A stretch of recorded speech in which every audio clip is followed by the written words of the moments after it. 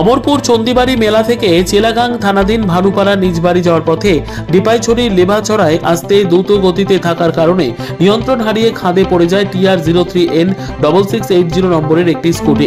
এলাকাবাসীরা স্কুটির বিকট শব্দ শুনতে পেয়ে ঘটনাস্থলে ছুটে আসে। তৎক্ষণাৎ যতনবাড়ি অগ্নি নির্বাপক দফতরে খবর দেওয়া হলে অগ্নি নির্বাপক দফতরের কর্মীরা সাথে সাথে নতুন বাজার গ্রামীণ হাসপাতালে নিয়ে গেলে কর্তব্যরত চিকিৎসক আহতকে প্রাথমিক চিকিৎসা করে আহত ব্যক্তির বেগতিক অবস্থা দেখে গোমতী জেলা হাসপাতালে স্থানান্তরিত করে দেয়। নিজস্ব প্রতিনিধির রিপোর্ট, দুরন্ত টিভি।